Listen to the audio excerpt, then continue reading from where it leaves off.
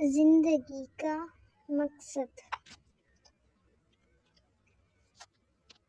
اسلم ایک غریب لیکن نہایت ہی ہونہار طالب علم تھا۔ اس کے والد ایک معمولی سی دکان پر کام کرتے تھے۔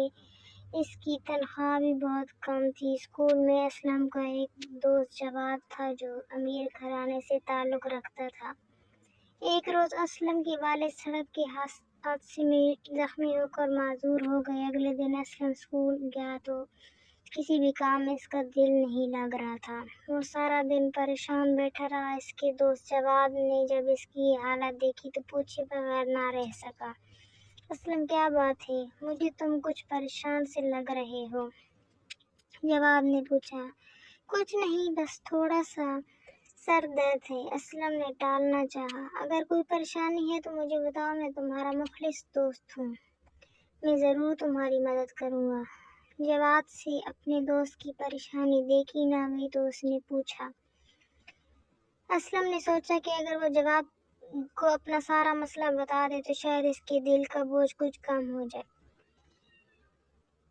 اسلم نے اپنے ابو کے بارے میں ساری بات جواد کو بتا دی اور ساتھ یہ بھی بتایا کہ کام پر نہ جانے کی وجہ سے اس کے والد کو تنخواہ بھی نہیں مل سکے گی۔ جواد کو اسلم کے والد کے بارے میں سن کر بہت دکھ ہوا۔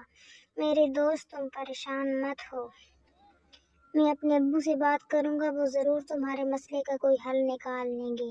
جواد نے اپنے گھر پہنچ کر اپنے ابو کو اسلم کے بارے میں سب کچھ بتا دیا۔ یہ سب کچھ جان کر جواد کے ابو کا دل بھی غم سے بھر گیا اور انہوں نے اسلم کی مدد کرنے کا فیصلہ کیا۔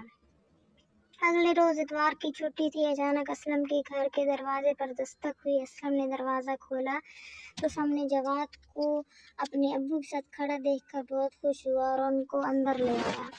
جواد کے ابو نے بات شروع کی اور اسلم کے ابو کو تسلی دی۔ آپ بالکل نہ گھبرائیں، جب تک آپ مکمل صحت یاب نہیں ہو جاتے، گھر کے خرچ کی طرف سے بے فکر ہو جائیں، دواؤں کا خرچہ اور اسلم کی فیس کا بندوبست بھی ہو جائے گا۔ ہم کوشش کریں گے کہ آپ گھر والوں کا پوری طرح سے خیال رکھیں۔ یہ سن کر اسلم کے ابو کی آنکھیں بھر آئیں اور انہوں نے جواد کے ابو کا بہت شکریہ ادا کیا۔ اس طرح اسلم اور جواد کی دوستی مضبوط ہو گئی۔